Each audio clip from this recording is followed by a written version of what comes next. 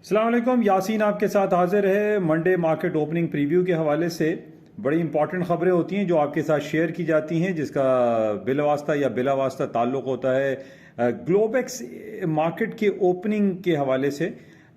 कल मंडे का दिन होगा, 24 अप्रैल डेट हो जाएगी। और जो खबरें हमारे पास जो ताज़ा तरीन हैं, जो तज्जियाती एक निगाह है बाज़ार के ऊपर, वो कुछ आपके साथ शेयर की जाएंगी। सबसे पहले तो ये है कि आप तमाम लोगों को ईद उल फितर की खुशियां मुबारक हो। 24 अप्रैल की तारीख हो चुकी है।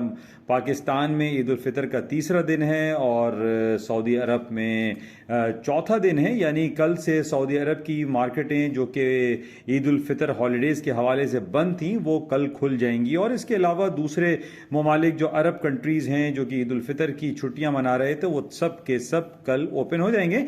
लेकिन पाकिस्तान में कल भी तातील का सिलसिला जारी रहेगा और बरोज़ मंगल से पाकिस्तान में तमाम बाज़ारें ओपन हो जाएंगे।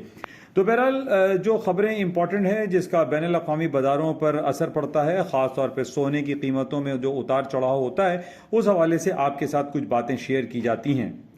मेरी आप तमाम लोगों से गुजारिश है कि सोने की कीमतों के हवाले से या क्रूड ऑयल या करेंसी और स्टॉक के हवाले से एक प्लेटफॉर्म जिसको हम yaseensanalysis.com के नाम से जानते हैं, इसको आप लोग ज्वाइन करें और इसको ज़्यादा से ज़्यादा सब्सक्राइब करें, ताकि जो भी इंपॉर्टेंट आर्टिकल्स हैं, इवेंट्स हैं, वो आप तक पहुंच सकें और आप उसके अकॉर्डिंगली अपने पोर्टफोलियो को मैनेज कर सकें।